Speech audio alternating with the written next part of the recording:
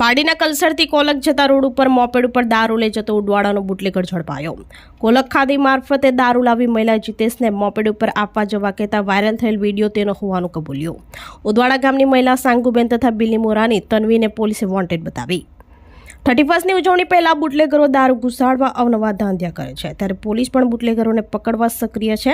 પાડી પોલીસની ટીમે સઘન વાહન ચેકિંગ હાથ ધરી છે, ત્યારે મળેલ બાતમીના આધારે દમણ કોસ્ટલ હાઈવેથી ઉમરસાડી જતા રોડ ઉપર વોચ ગોઠવી હતી। તે દરમિયાન કલસર સાકરી કાંઠાથી કોલક તરફ જતા રોડ ઉપર મોપેડ નંબર GJ15EN 5609 આવતા પોલીસે રોક્યો હતો, જેની તપાસ કરતા દારૂની બોટલ નંગ 76 જેની કિંમત ₹15,220નો જથ્થો મળી આવ્યો હતો અને જીતેશ રમેશભાઈ માંગેલા રહેવાસી ઉદવાડા ગામને ઝડપી પાડ્યો હતો।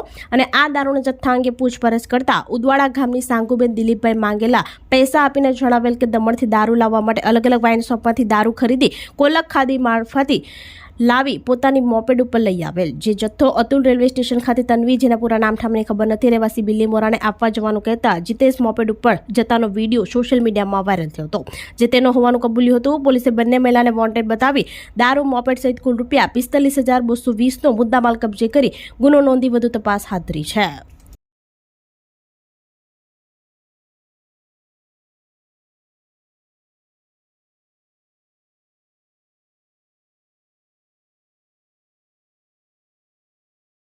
આપણી સંકલ્પ ન્યૂઝ ચેનલને સબસ્ક્રાઇબ અને લાઇક કરો, બેલ આઇકન દબાવો, જેથી આવનાર ન્યૂઝ અપડેટ્સની નોટિફિકેશન આપના મોબાઈલ પર સૌથી પહેલા પહોંચે।